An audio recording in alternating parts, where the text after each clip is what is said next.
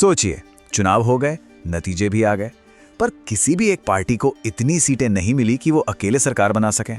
तो अब क्या होगा? सरकार कैसे बनेगी? यहीं से शुरू होती है गठबंधन सरकारों की कहानी। ये भारतीय राजनीति का, बल्कि कहूं तो दुनिया भर की डेमोक्रेसी का एक बहुत ही आम लेकिन उतना ही पेचीदा पहलू है। ये जो कहावत है ना, कहीं की ईंट कहीं का रोड़ा, भानुमति ने कुनबा जोड़ा, ये गठबंधन की राजनीति को समझने के लिए एकदम सटीक बैठती है।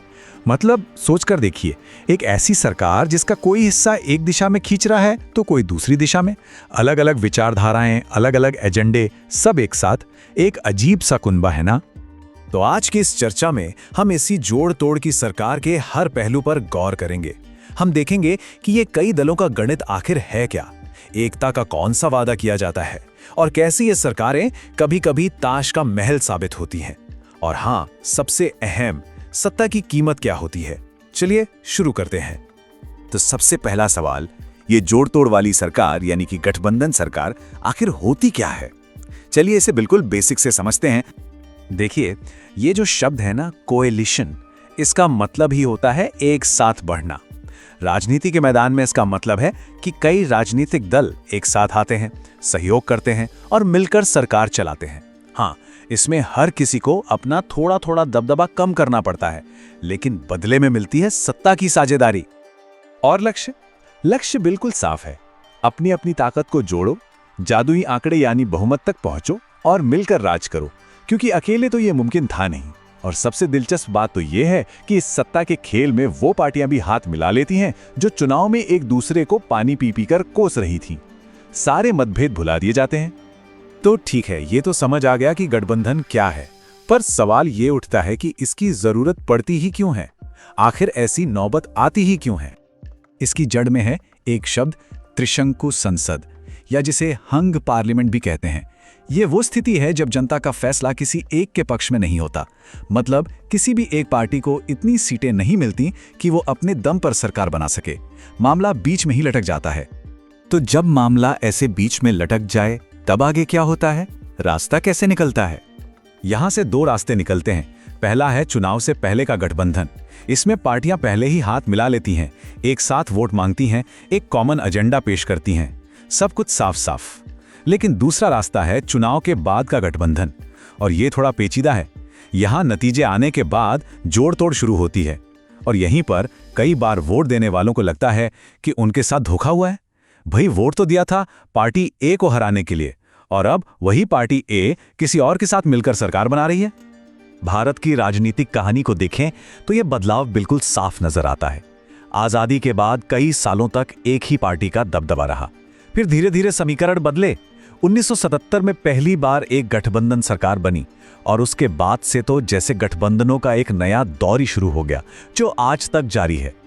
तो क्या यह गठबंधन सिर्फ एक राजनीतिक मजबूरी है, सिर्फ सत्ता के लिए किया गया एक समझौता? नहीं, ऐसा भी नहीं है। जैसा हमने कहा था, ये एक सिक्के के दो पहलू हैं। तो चलिए अब सिक्के का दूसरा उजला पहलू देखते हैं। इसके कुछ फायदे भी हैं। सबसे बड़ा फायदा यह है कि इसमें देश की विविधता की झलक दिखती है। जब अलग अलग इलाकों, अलग अलग सोच वाली पार्टियां साथ आती हैं, तो ज्यादा लोगों की आवाज सरकार तक पहुंचती है। कोई भी फैसला लेने से पहले सबको साथ लेकर चलना पड़ता है, एक आम सहमति बनानी पड़ती है। इससे किसी एक पार्टी की तानाशाही का डर भी कम हो जाता है। चलिए अब सिक्के को पलटते हैं। अगर एक तरफ एकता का वादा है, तो दूसरी तरफ एक डर भी है कि कहीं यह सरकार ताश के महल की तरह ढह ना जाए। तो अब बात करते हैं गठबंधन की कमजोरियों की, इसकी मुश्किलों की। सबसे बड़ी दिक्कत है अस्थिरता। सरकार हमेशा एक धागे से बंधी रहती है। कब कौन सा साथी दल नाराज हो जाए और समर्थन वापस ले ले, कुछ कहा नहीं जा सकता। प्रधानमंत्री भी खुलकर फैसले नहीं ले पाते, क्योंकि उन्हें सबको खुश रखना होता है। और छोटी छोटी पार्टियां जिनके पास बस कुछ ही सीटें होती हैं, वो किंग मेकर बन जाती हैं। वो अपनी शर्तें मनवाती हैं, और अक्सर बड़े नीतिगत फैसले अटक जाते हैं। और हाँ, अगर सरकार फेल हो जाए तो जिम्मेदारी कौन लेगा? कोई नहीं। बस शुरू हो जाता है एक दूसरे पर इल्जाम लगाने का खेल। और कई बार तो एक अजीब सी चीज देखने को मिलती है, स्टीयरिंग कमेटी। ये एक तरह की सुपर कैबिनेट होती है। मतलब सरकार के बाहर कुछ बड़े नेता बैठते हैं जो चुनाव भी नहीं जीते होते, और पर्दे के पीछे से असली सरकार वही चला रहे होते हैं। जो वो तय करते हैं, चुनी हुई कैबिनेट को बस उस पर मोहर लगानी होती है ना अजीब? अब जरा इस नंबर पर गौर कीजिए, 70 से ज्यादा। ये सिर्फ एक नंबर नहीं है, ये गठबंधन की राजनीति की एक पूरी कहानी है। जानना चाहेंगे कौन सी कहानी? ये संख्या थी 1999 की भारतीय गठबंधन सरकार में मंत्रियों की। 70 से ज्यादा मंत्री। इसे जंबो मंत्रालय का नाम दिया गया था। इतने मंत्री इसलिए नहीं थे कि देश को इनकी जरूरत थी, बल्कि इसलिए थे क्योंकि गठबंधन के हर छोटे बड़े साथी को खुश करना था, सबको मलाई खिलानी थी। शासन जाए एक तरफ, पहले सब अपनी कुर्सी पक्की कर लें। तो इन सारे फायदों और नुकसानों को तौलने के बाद एक सवाल मन में उठता है, आखिर वो कौन सी चीज है जो इन सब के पीछे की असली वजह है? क्या है असली प्रेरणा? जवाब शायद इस एक लाइन में छिपा है।